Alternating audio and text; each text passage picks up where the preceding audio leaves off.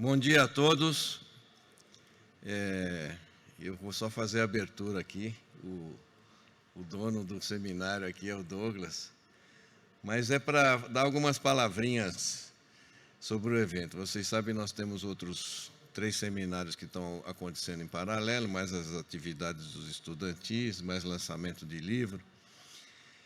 E a gente tem um carinho muito especial por essa questão dos edifícios altos. Muito especial mesmo.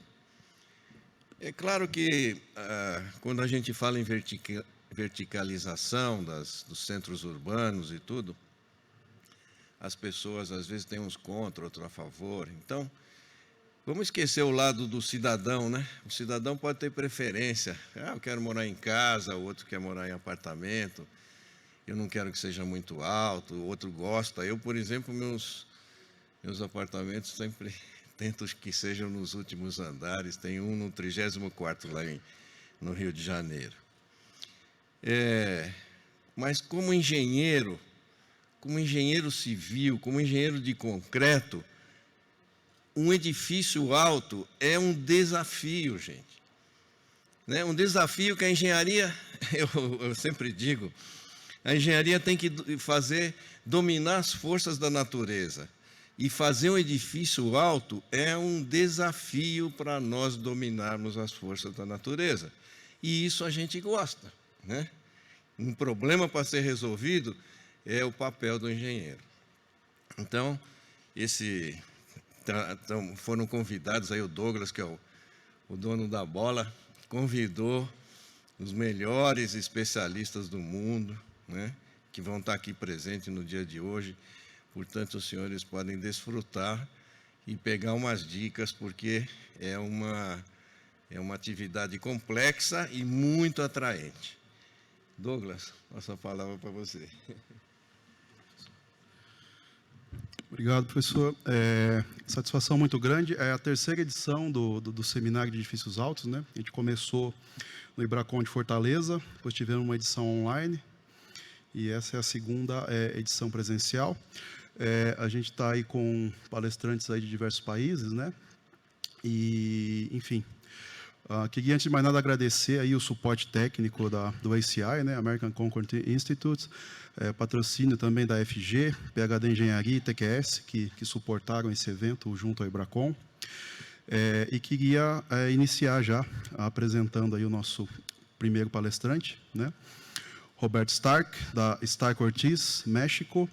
Roberto Stark é presidente da Stark Ortiz, empresa de consultoria com sede na Cidade do México, que fornece serviços de projeto estrutural para projetos urbanos e infraestrutura em todo o México, Peru, Panamá, Espanha, Colômbia e Guatemala.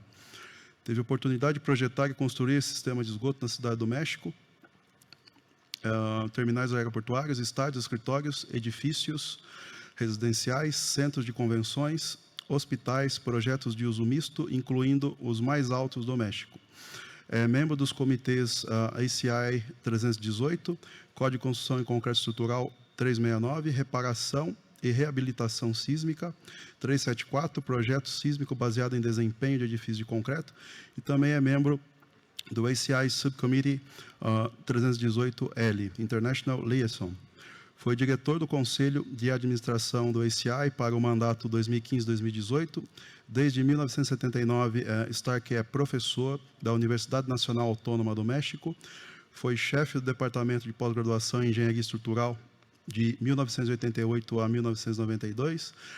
Ministrou seminários sobre diversos temas relacionados ao concreto e projeto sísmico no Brasil, Chile, Colômbia, Costa Rica, República Dominicana, Equador, El Salvador, Guatemala, Nicarágua, Índia, Peru, Espanha e Estados Unidos. Recebeu a medalha Gabino Barreda para o mais alto desempenho acadêmico em 1981 e a medalha ACI Charles S. Whitney em 2018, do ACI Design Award em 2019, e foi reconhecido como membro honorário do ACI em 2022. Além disso, foi reconhecido como membro honorário da Associação Estrutural e Sísmica da Guatemala em 2021 e atuou como delegado mexicano na ISO TC 71 de 2005 a 2012. Formou-se em Engenharia Civil pela UNAM, Universidade Autônoma do México, Cidade do México, em 81, e possui mestrado e doutorado pela University of Illinois, at Urbana Campaign, Urbana, Illinois.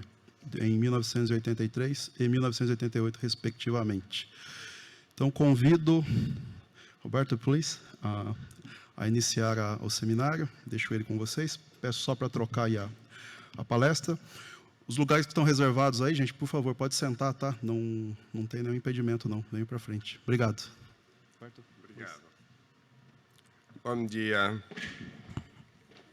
Sorry that I cannot give this presentation in Portuguese, but I will try to be as clear as possible. I don't know if...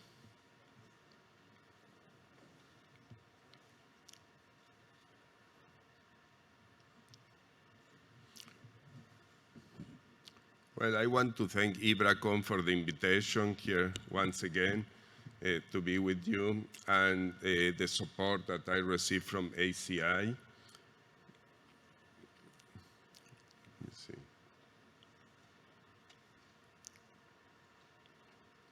Okay.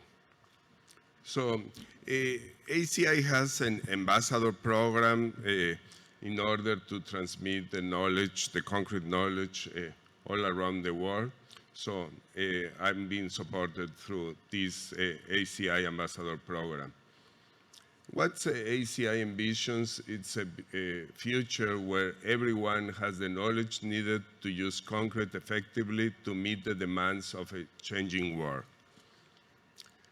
And this has been done through membership, technical documents, certification, ACI University, and ACI Foundation.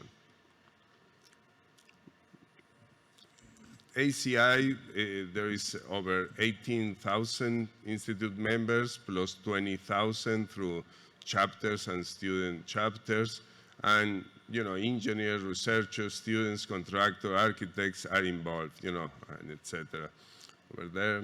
And, that's something that Professor Sosen, who was my advisor, encouraged me to attend ACI, and this was the best decision in my life. It's a great institute, and as well as IBRACON, they are doing a great job. So with that in mind, let's go focus in our presentation. And this is something that you will say it's not so new, monitoring things. You can see in medicine, you can see in your cars, everywhere. But I will say, in very few aspects, we are monitoring structures. So, during my career, during my all the projects, I was wondering, why don't we monitor, instrument our buildings to have a much better understanding? And especially tall buildings, because tall buildings, like a Spanish architect defined, is like a Formula One. That's where we tested many things, where, we know that the code doesn't really apply to these tall buildings. It's not necessary that we are against the code or we are not following the code, but they are not calibrated to these buildings because they are unique. How many buildings are in the world, that we can consider tall buildings? And if we see this trend, see how tall buildings are around the world, it's exponential. And we are talking about 200 meters and beyond.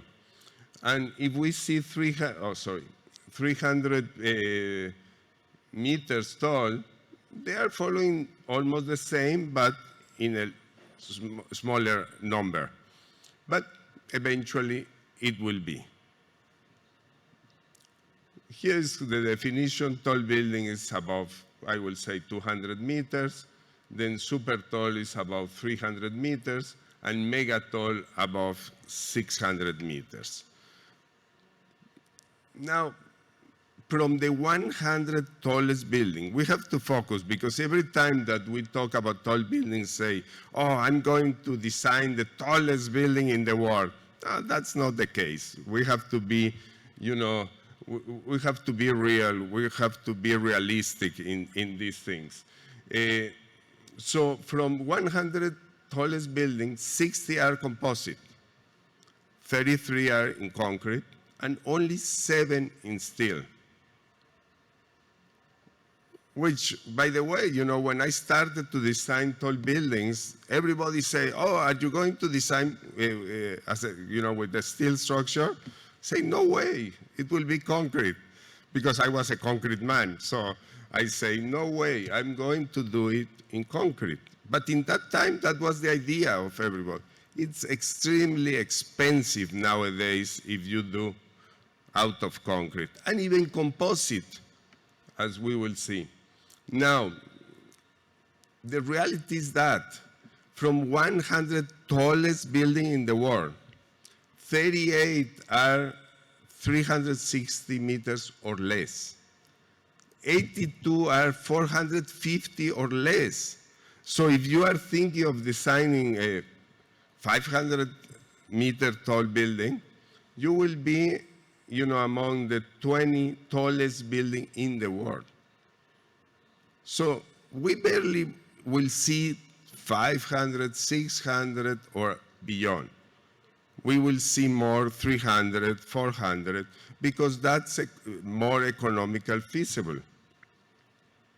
Now, from the 188 has been constructed this century.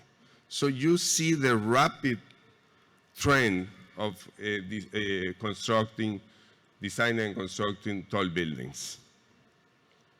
Now, from the 100 tallest building, US started that career, started that trend to show the world that we can do tall, and we want always taller and taller buildings. But then they quit the career. They quit that race. They don't want, because they have land. So we have to be, again, realistic on that. But Asia is not the case, because they have a very large population. Now, before it was mainly office buildings for these tall buildings. Now it's more mixed use. This is something that we started in Mexico. Actually, I participate more or less in half of this. And this Torre Mayor was in one time the tallest building in Latin America. It's a composite structure.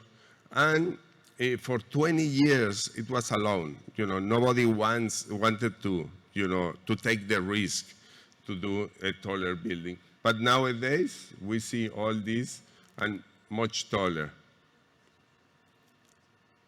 If we see here a close look at the tallest buildings, now this is the tallest building in Latin America, in concrete, everything concrete. This was Torre Coy, the one that we designed. And we are talking about these two guys that this is in Mexico City, 320, and 440 in Monterrey. Why in Monterrey is the tallest buildings? Because we have low seismicity, we have low wind or moderate wind, and very good soil. So you have to take into account that. Whereas in Mexico City, we have earthquake, we have very bad soil, used to be a lake, so that makes a big difference. And from the, economical, the developer will always see these things, because if it's not economical, you can be romantic about tall buildings, but they are not realistic. So if you see, the only one that is a render is this one. But you can see Monterrey, how they started to be a vertical city instead of horizontal city. Now, for these buildings, we have to have a very close interaction between the architect, MEP, vertical transportation, facade structure, construction, and I miss the most important guy, the owner. Because the owner will look at the numbers and will decide if that's the case. So we can do a lot of numbers, we can decide many things, but if it's not feasible, they will not construct. So the lateral systems that we use nowadays for these tall buildings are mainly two, but it could be more. One that is used as an outrigger, so it's the central core with these arms that they call outriggers. and that will give a lateral stability. Simple as that. But it can be the diagrid, what they call diagrid, so you engage the facade as part of the lateral system. But this is very costly, very effective, and we think that very fast is not the case, because in order to raise these big pieces, you have to have a bigger crane, and if you have a bigger crane, it's much costly, exponential. So we have to be very careful. If you want to go faster, you can have that. Oh, thank you. But then we need a bigger crane. Or we can go slower in the construction. So these are the pieces that you try to avoid, not to weld, in the skies. No? So that's the main problem. So you can see the core, the central core, and the facade, basically. This is one example, the Wilshire building in Los Angeles, in the high seismic zone, that they did it through the outrigger system. So that's a plan view, and here are the arms doing these outriggers. And we use many techniques to lower the forces and to be more effective through the BRBs.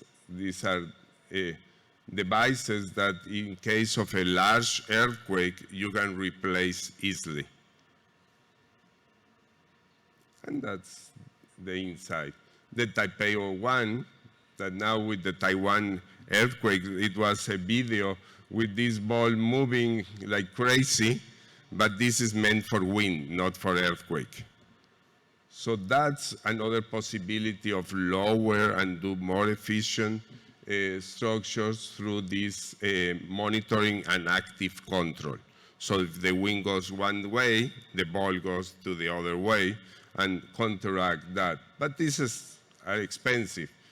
To lower the cost, they do as a tourist feature that people watch that and pay for that. So that's something that we have to know. So the first challenge or the first task that I did monitoring buildings was through the BBVA tower in Mexico City that it is at 235 meters tall. It's a composite building, and it's an office building and one owner. So it was very easy to convince the client to monitor seismically this building.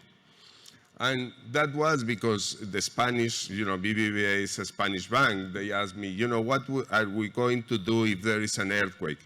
I say, just pray, because you cannot do anything. During an earthquake, you cannot escape, you cannot evacuate the building.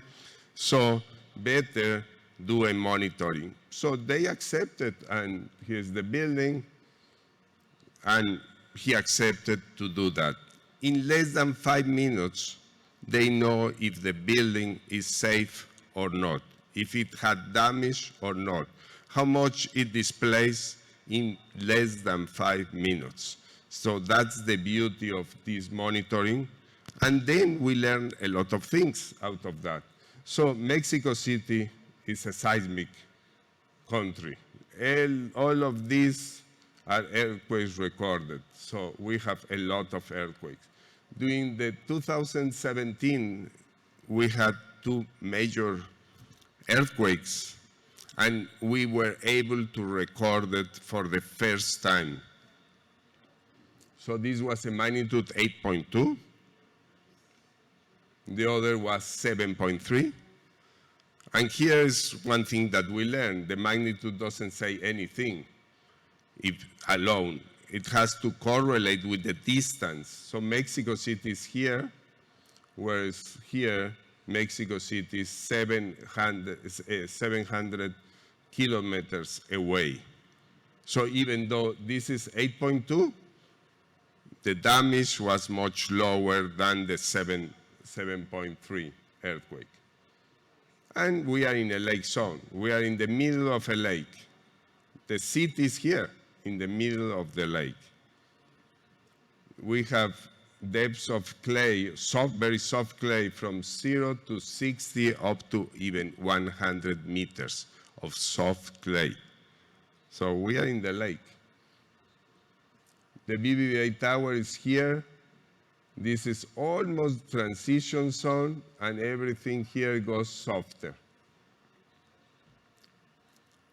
A plan view of the BBVA, and we already established a plan that everybody will stay in these areas, in here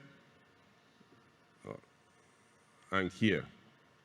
Avoid to be close to the facade, but they stay in the same floor. So they don't evacuate. They stay there, wait for my signal. When I say the building is okay, they go back to work. So that's the beauty of that. And this is mainly the structure is in the facade.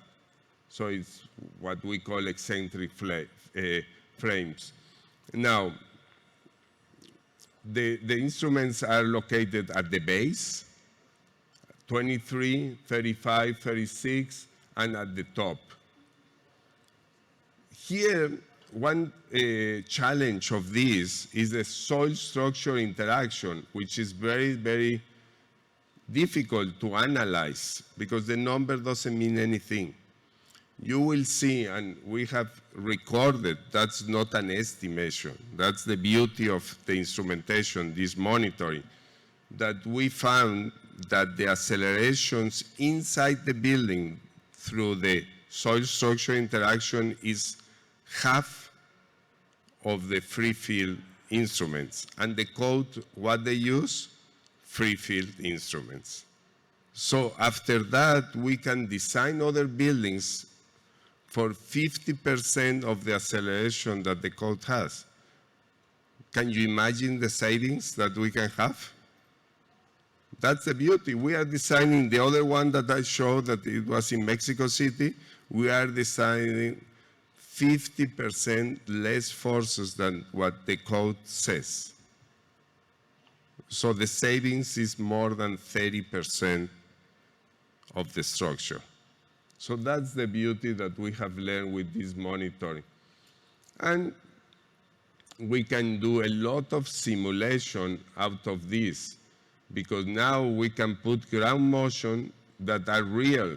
They are not estimation, they are not probabilistic, they are real. And we can see the behavior where we have the non-elastic hinges. And those elastic hinges, if they are fully operational or immediate operational, life safety, or collapse prevention. And this is real. This is not probabilistic. That's the beauty of this instrumentation. And then we can correlate. This is what we have in the instrumentation. This is what I receive to my cellular, and this at the bottom are the acceleration that we get from our nonlinear model. So it's a beauty, it's a beauty that we can have immediately. That's why we respond immediately, because this we can do a lot of simulation, increase the forces and see what will be the behavior. And nowadays we have a difference between the instruments and our model within 5%. Imagine as in the engineering field to be with an error of 5%. It's marvelous. Okay, so then we can have the displacement, the real displacement during the earthquake. And this was September 8, an 8.2 earthquake. Now for the September 19, that by the way, if you want to feel an earthquake in Mexico City, just go and visit us in September 19. We have had 3 earthquakes in different times, in different years, in September 19, in 85, 2017, and 2022. Imagine that coincidence. And it's a coincidence. Don't think about, don't try to guess. But also September 7, we had 2 earthquakes in September 7. So this is a coincidence. But see, a 7.3 earthquake, and we had more displacement, and the acceleration was 5 times between September 7 to September 19. You know, 5 times, and the displacement was not even twice. If I did it by calculation, I will not guess that. I will use 12 and probably here 60 centimeters. It was only 17 because we don't estimate correctly. The codes are not estimated correctly, and that's what we have learned. So that's the beauty of monitoring. Now we are monitoring also this building. This is a 40-story building, all concrete, not composite like the other one. And here we get the soil structure interaction. This is not, this is in the transition zone, what we call, from, you know, the soil is not that as bad as the other place, but here is all concrete. So there is another thing. The one is the soil structure interaction that it's impossible to estimate, but the other thing is the cracking, the concrete cracks. And it's very difficult to estimate. So with this instrumentation, indirectly, we are estimating also the level of cracking that we can have. And we can also do all this simulation and see in this building, these ground motion are measured. They are not, estimate or calculate the probabilistic. And we can see some of the hinges, but all are operational. So if there is an earthquake and we want to see some damage, we run and we go here to see in these levels where we have these hinges. If we don't see damage, it's okay.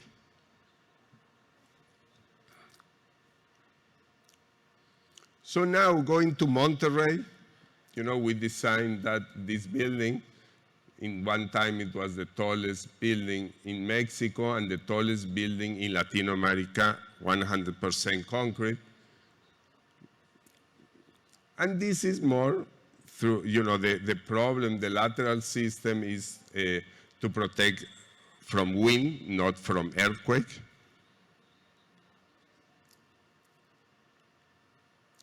And these are the plan views that we monitor here a lot of the concrete properties. We were not really worried about about seismic. The wind was moderate, also it was not an issue.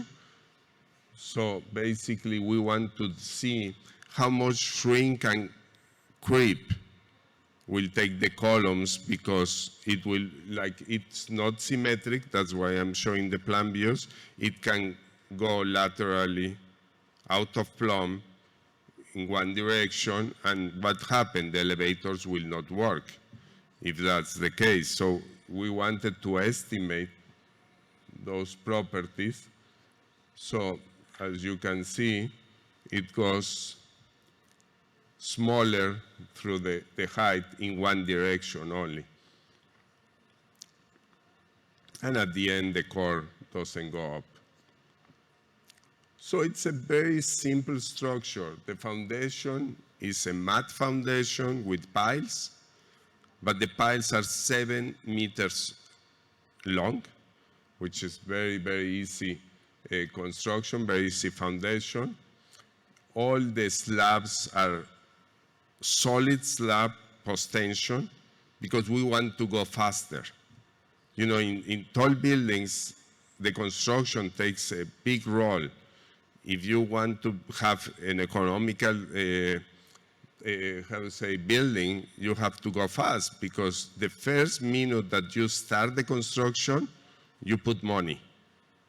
And you don't get your money back until you finish. So it's very, very important to do that. We use, like I said, we have a moderate wind and very low seismicity, and we have to check the peak acceleration.